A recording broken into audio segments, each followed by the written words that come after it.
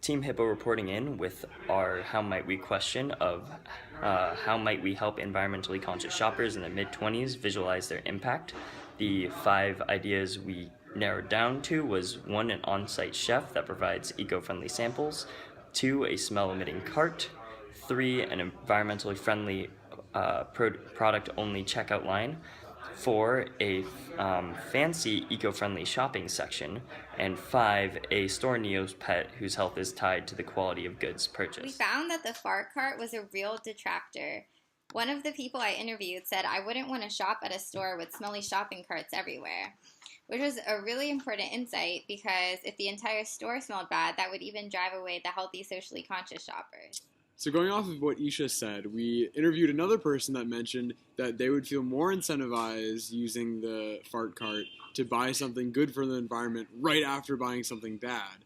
Kind of bring up this idea, while this whole idea of the smell cart is kind of absurd, it has a really good takeaway in that it's incentivizing people to buy things that are good for the environment with the bad. But then our next thing was the fast track, which we got from several interviews. Was really not as big of a factor in people checking out as we thought it'd be. But people said they'd be really annoyed at themselves and probably next time maybe run back and put that item away. But for the first couple times, they said they'd probably just stick it out because the Oreos were more important than the quick line. And then going on to our final idea, with this idea of a scale that measures the overall store's progress throughout the day in terms of how environmentally friendly they were.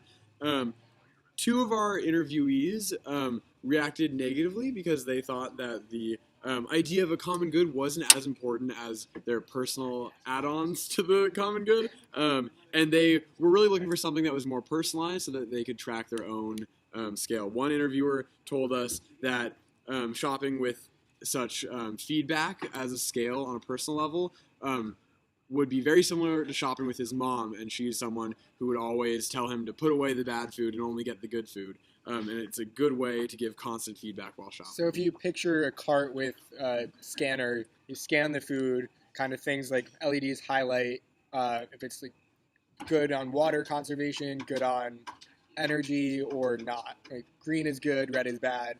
Kind of gives you an instant feedback on whether that product you grab is good.